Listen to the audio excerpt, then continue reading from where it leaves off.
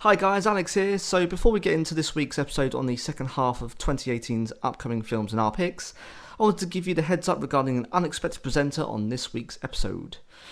Dan and I recorded near enough half an hour of quality audio gold, and whilst we heard, who are now referred to as Billy the Blackbird from now on, we didn't think he'd be picked up by the mic. We were wrong. So from this point on, sorry for the intruder, but we'll try and ensure it's just Dan and I for next week's episode, and we'll kick off with our intro music and this week's set of film reviews.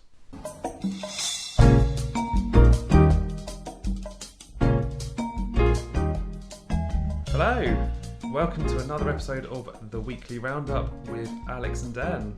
And I am Dan. And I'm Alex.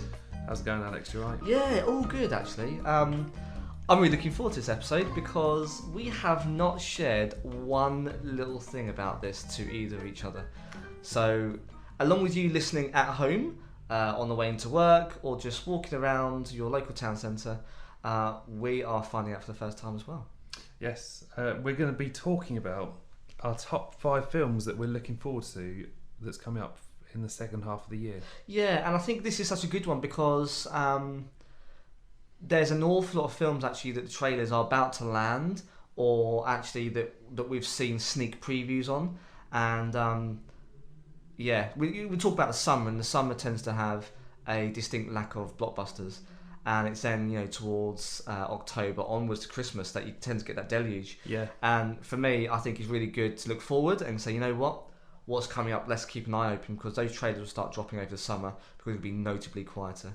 You've got the World Cup, you've got the hopefully lovely British weather. Oh yes. He says tongue in cheek, and yeah, I think it's always good to look forward ahead to the second part of the year. It's exciting times. Certainly is. So how do you want to work this? Do you want to go first? Tell me what you're looking forward to, and then I'll go with my next choice. Right. So, starting off, this one comes out fairly soon. Oh, I've got one of those as well. But what did you choose? Mine is Jurassic World: The Fallen Kingdom. Oh, okay. So I'll read out the synopsis. Mm-hmm. 3 years after the destruction of the Jurassic World theme park, Owen Grady and Claire Dearing return to the island of Isla Nebula. Yep. Or Nubla, to save the remaining dinosaurs from a volcano that's about to erupt. They soon encounter terrifying new breeds of gigantic dinos while uncovering a conspiracy that threatens the entire planet. Wow. So it's not just constrained to the little tropical island. No. It's perhaps the whole planet. I think it's sort of been teased for a while now that actually these dinosaurs or their DNA get into the wrong hands. Yep. They're going to start breeding them for potentially war weapons and So various other things. It's the military getting their green little mitts on these little reptiles. Yeah, I can't quite remember the chap's name in Jurassic World, but he was all over Owen Grady and his raptors going, oh, well, you can train these to be killer weapons. Yes, of course, the Velociraptors. So was it Blue was the titular pet of Chris Pratt's character, and yes, they were initially coined to be predators on the battlefield, but of course that wasn't what Chris Pratt wanted. No. Have you seen the first one, I guess, right? Yes. Yeah. I actually really liked it. I know it was essentially a reboot of the 1992 absolute classic. Still one of my all-time favourite films, actually. One of mine. Funnily enough, I've been doing my 10 top films on Facebook. Someone nominated me, and Jurassic Park was one of them, and I'm sort of throwing myself back to 1993. I remember seeing that film for the first time in the cinema, and it just blew me away as a kid, and it still does now. Yeah. Still does now. Yeah. The graphics haven't quite held up to today's standards, but the storyline alone and the acting, I think, is still pretty spot on. I have fond memories, and okay, so because you're always comparing it back to, it was Spielberg who did the first one, wasn't it? It was, yeah. You always compare it back to Spielberg, but the Jurassic World, the last one, I think was still pretty good. And I think Chris Pratt really brought something to it, and I think he'll do so, the second time around. Yeah, absolutely. Very good. Well, we'll just go for a quick clip of the film, and then we'll come back to my first choice. How many can you save? 11 species. Blue is the last of her kind. You'll never capture her. We thought you might know someone who could help. A rescue op? What could go wrong? Hey, Blue. You know me. Come with me. You know you can't stay here. Pack your men up right now.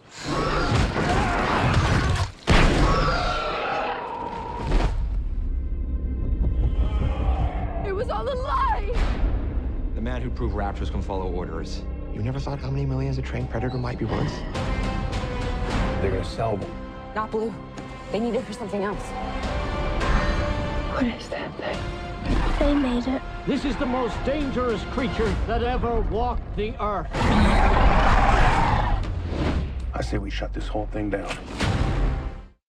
Alright, we're back. So, my first choice, and this may come as no surprise to people who've listened to our last couple of episodes, my first choice is Venom. Oh. Yeah. Funnily enough, that's actually my top 5 as well. Oh, okay, let's get your thoughts in a second. So, this comes out on the 5th of October, of course starring Tom Hardy. Now, Tom, of course, is no stranger to superhero films. He was Bane, actually, wasn't he? For he was, Dark Knight Rises, I believe. That was the one. And yeah, this is an interesting take on the character of Venom. So Venom, if you haven't seen the previous films or the cartoons, is essentially an alien that has crash landed onto Earth. He's a symbiote, which means that he melds, for want of a better term, with a human. Ends up being Eddie Brock, and it's confirmed that Eddie Brock is still the character in the film Venom, and he's a photographer. Again, it sounds like the pesky government or someone is looking to weaponize this, and it so happens that something happens, and Eddie Brock ends up getting merged with this symbiote. It'll be interesting to see how they go forward with this, because as you and I know, in the comics, the symbiote is from... Did it originate in Secret Wars? Depends on what spin on what decade or it you came draw from. It comes from space basically, and it sort of melded with Peter Parker. As we know, Sony have kind of given Spider-Man to the MCU for a while. For how long we don't know, but no. And then I guess this for me is the other thing. So yeah, Sony they made a questionable example and introduction to the superhero universe with Spider-Man 3 when they had Topher Grace's version of this character, and I think it's fair to say it was slammed, and not a lot of people were particular fans. I think it did very well in terms of the graphical representation. He had the teeth, the suit looked fantastic, but I think the portrayal and the way in which it was set up, I think they missed the mark wildly. But that wasn't the only thing that they missed the mark on in that particular film. This one's a little bit different. So we were rumoured not to actually see the costume through the trailer, but actually we do when it finally eventually landed. And it takes actually the more recent comic arc of being an anti-hero. And eventually in the comics, I don't think this will be a spoiler, Venom actually ends up working for the government as a soldier of fortune, effectively. Agent Venom, but he looks slightly different. Yeah. So it'd be interesting to see actually how the character develops. They are not hiding away from the fact as an anti-hero. So perhaps the good part is going to be the Eddie Brock, and then the questionable kind of lack of moral perspective will be the alien symbiote. I mean, Tom Hardy looks like a fantastic Eddie Brock. I think it's a great choice. First of all, when they announced it would be him, I wasn't too sure, but actually seeing the trailer, I think he's going to be absolutely fantastic. So yeah, I'm really looking forward to that one. But whether or not Sony end up making good on Spider-Man 3 and actually hitting the mark this time, we shall see. But I mean, if they do well, I mean they shared Spider-Man with the MCU when they owned him for Civil War. Might they bring it into the MCU later? Because they're saying that it's not part of the Marvel Cinematic Universe at the moment. But if it brings in the money, it might be an opportunity to feature another Marvel film. So yeah, absolutely. So we shall see. But upcoming is a clip from the film. We found something. We call them symbiotes. Carlton Drake believes that the union between human and symbiote is the key to our evolution.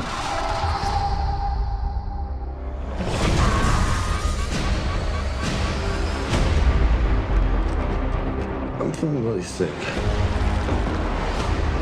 I'm hearing a voice. Eddie. You're not real. You were just in my head. I'm gonna need Mr. Drake's property back. Right, so that was a little clip from Venom. I'm pretty sure this is going to be in your top 5 as well. Both MCU fans, as everyone already knows. All right. My next one is Antman and the Wasp. Ah, good choice, yes. So again, a little synopsis for our audience. Scott Lang is grappling with the consequences of his choices as both a superhero and a father. Approached by Hope Van Dyne and Dr. Hank Pym, Lang must once again don the Ant-Man suit, exciting times, and fight alongside the Wasp. The urgent mission soon leads to secret revelations from the past as the dynamic duo find themselves in an epic battle against a powerful new enemy. Looking forward to this one because this is set immediately after Civil War. It is. And I think we'll get an idea of what's happened because they sort of tease it a little bit in Infinity War that he's under house arrest. He is.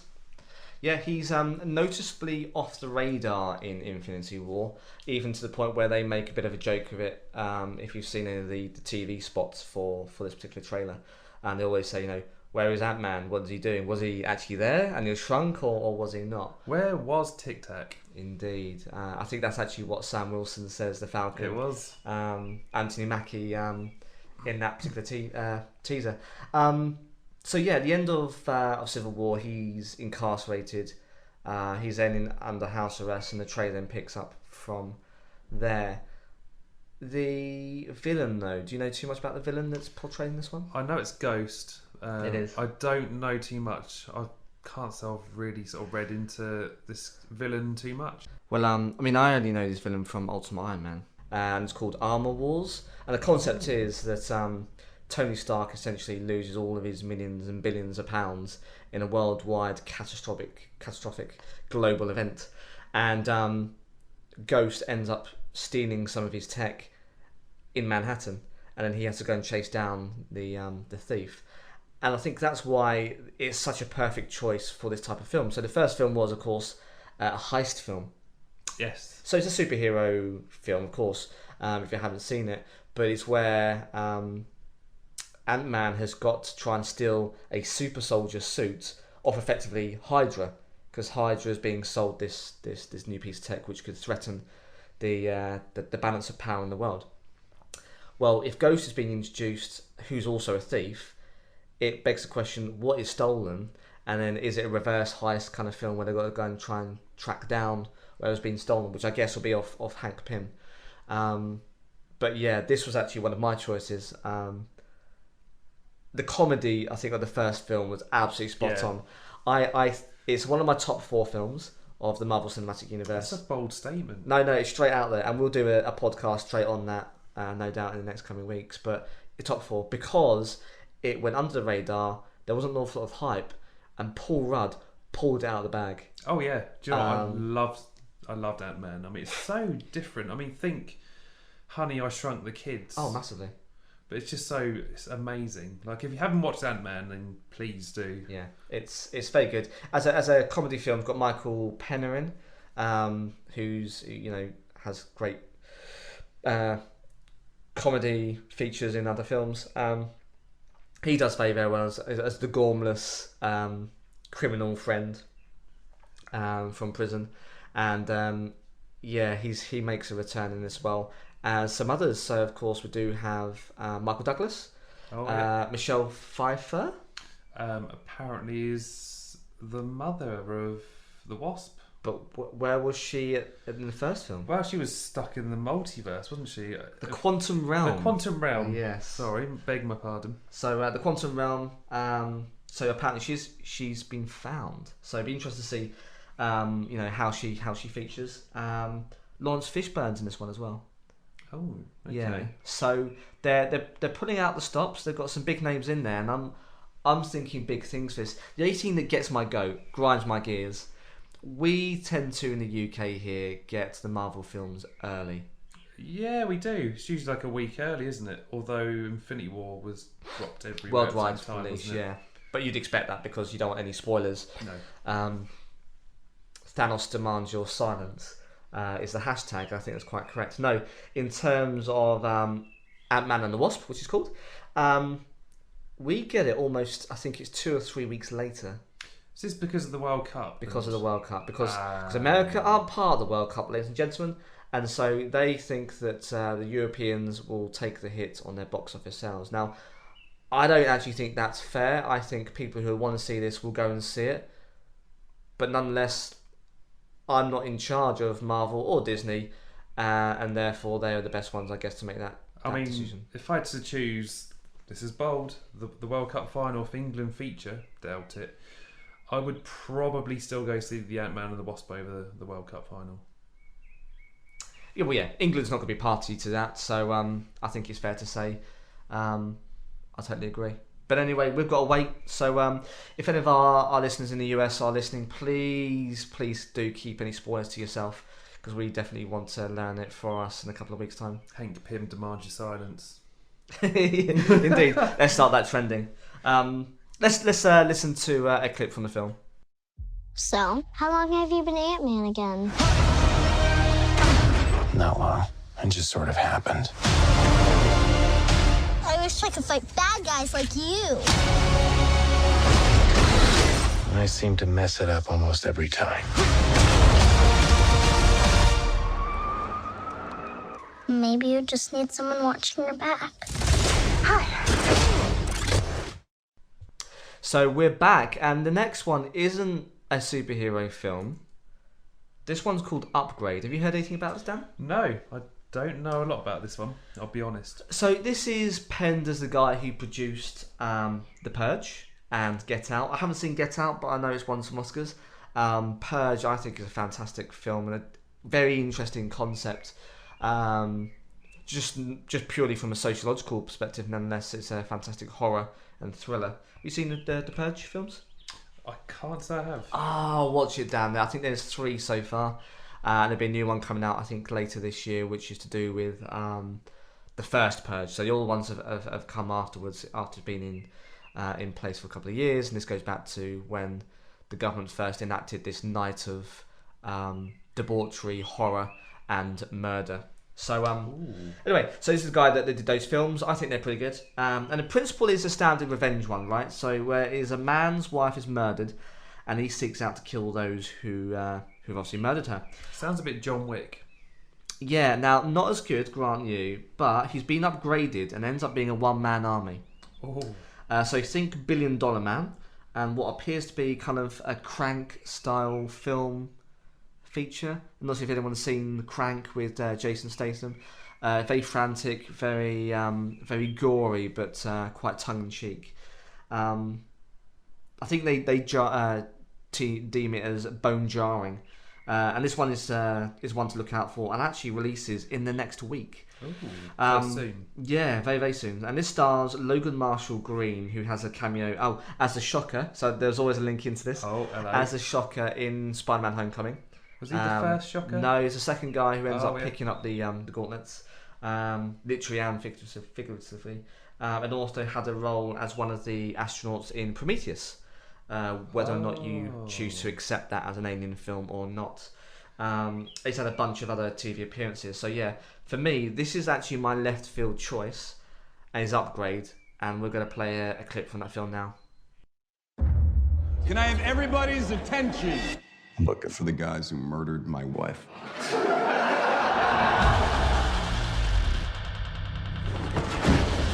Are you one of them? Yeah. Stanley can take over. Thank you. I now have full control. Hi. You got upgraded. Now you're stronger. Faster. Better than everyone else.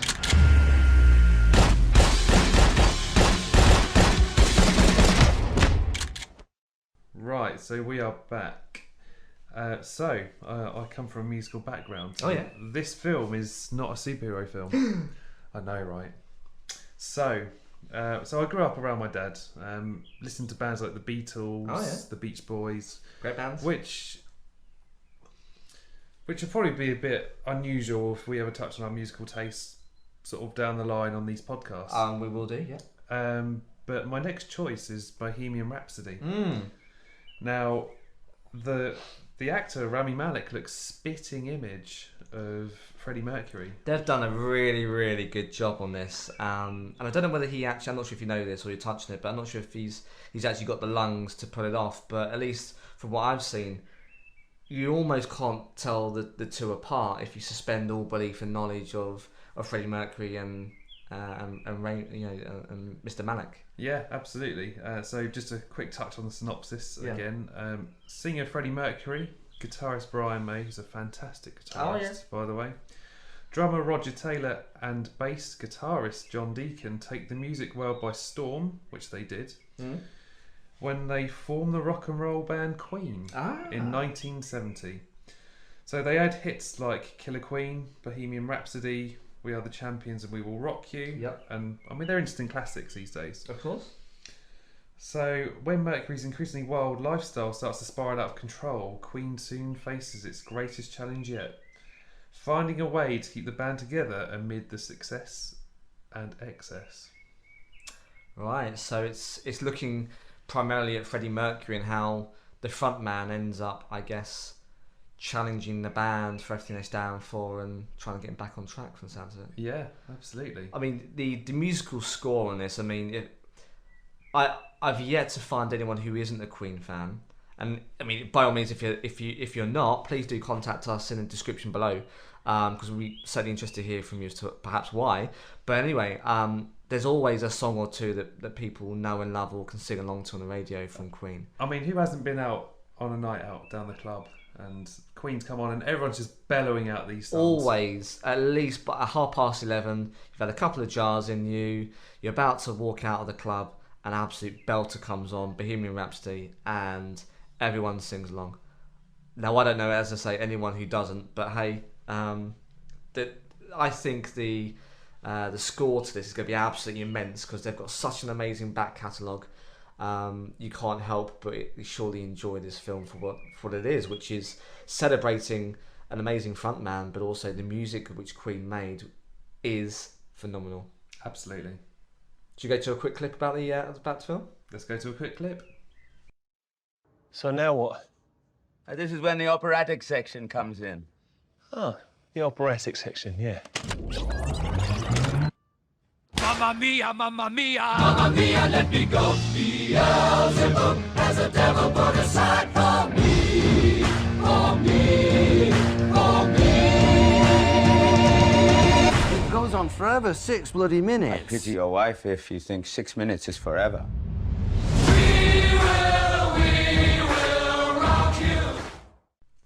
Alrighty, so this one's going to be my last film because I too also had Antman and the Wasp, which is going to be absolutely amazing.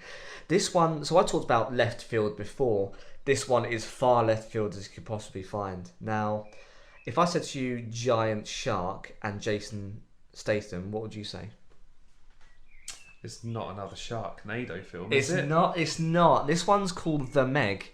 Now, it's not about the favourite, one of the favourite characters from sitcom Family Guy.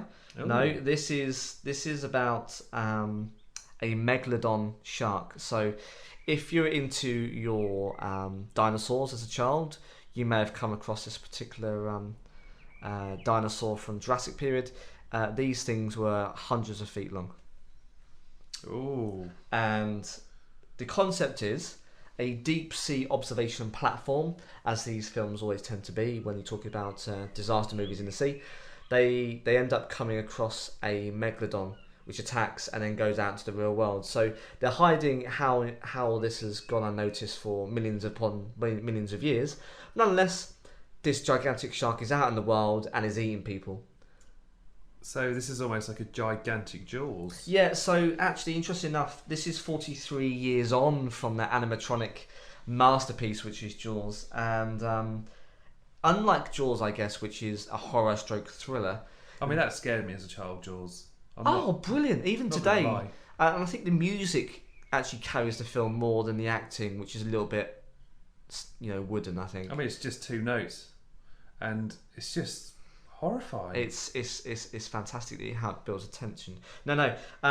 This one, I don't think it's meant to be comparing to modern day standards, but nonetheless, it's not meant to be a serious flick either. In the trailers, there are comic elements, which I think provides some light relief, given I think the films that have been released this first half of the year being quite serious. Yeah. So I think we need some comic relief, and I think this is one of them. Of course, Jason Statham, no offence to Jason if you're listening, of course, you do some fantastic films, but they're not always meant to be quite so serious, and this one certainly isn't, to the point where you'll hear Statham say in the trailer, if you watch it, this thing is out there, we need to find it and kill it. Brutal. That is the film in a nutshell, and I think it pretty much sums it up there. So that being said, I don't think it's a bad thing. I think take it for what it is going to be, and I think it's going to be just a funny film that has some quite gory moments, because everyone loves a good old monster disaster flick. And yeah, this comes out during the summer, so I'm actually looking forward to this one, and this is my left field choice. It's called The Meg, and we'll go to a quick clip. What you people discovered is bigger than we ever thought possible. How big is that thing? It was the largest shark that ever existed. A living fossil. Thought to have been extinct for over 2 million years. Wrong. It's a megalodon. He's kidding, right? Right, so this is my last choice as well, as we've sort of had a couple that matched up. I'm looking forward to Fantastic Beasts, Crimes of Grindelwald. Oh, right, yeah. So this is the follow-on from...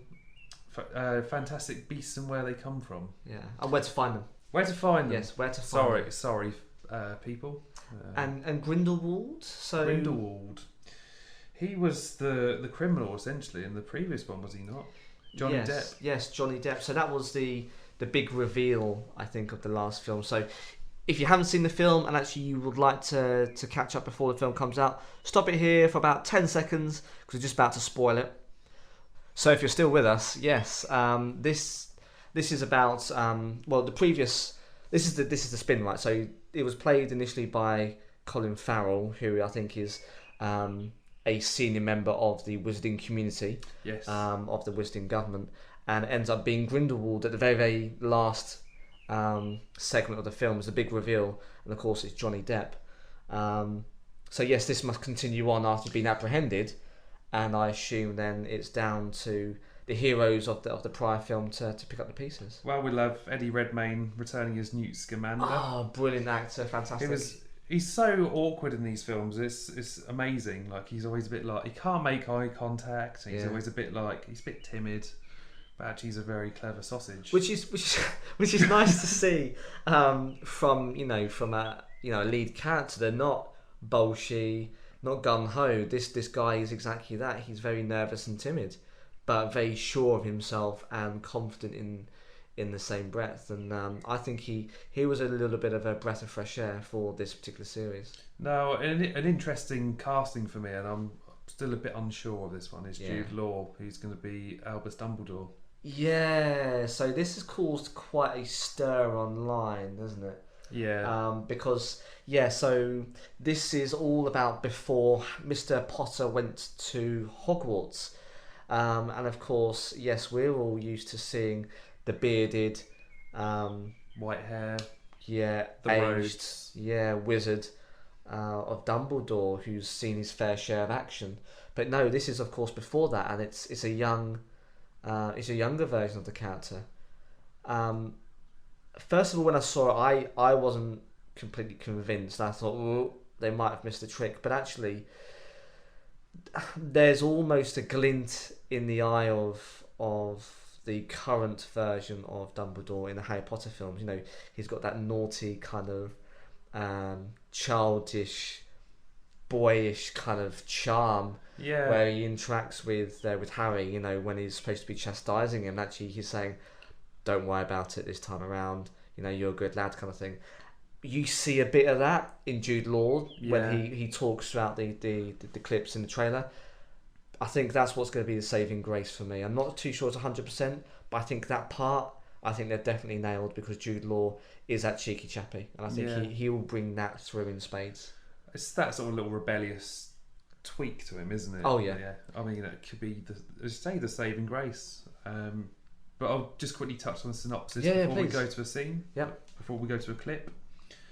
Magi-zoologist Newt Scamander joins forces with a young Albus Dumbledore to prevent the devious Gellert Grindelwald from raising pureblood wizards to rule over all non-magical beings. So it almost sounds like there's a threat to the non-magical community, which would be people like me and you. Indeed, Muggles. Muggles. As we're called, yeah. And that's due out in November. So we've got a couple more months yet, and I'm sure they'll drop a trailer over the summer when things are quiet, and they'll try and drum up that interest. Perhaps when things have died down after the backlash of that casting. But yeah, let's go to a clip.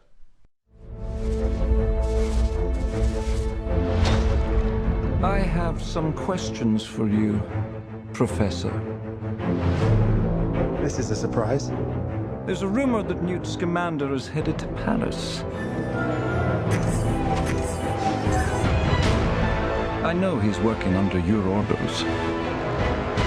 What do you have to say for yourself, Dumbledore? If you'd ever had the pleasure to teach him, you'd know Newt is not a great follower of orders. And that's been our picks of the second part of 2018. And you know, we've thrown in there quite a few comic book ones, and hope that comes as no surprise to our listeners by now after 2 podcasts. But yeah, I think there's much to look forward to, and there's a lot to excite. And I think keep your eyes open for those left field ones, because I wonder whether there'll be, you know, people becoming a little bit jaded by the whole superhero, you know, deluge of films that have happened over the last couple of years, even 18 months, let alone this year where we've had 3 or 4.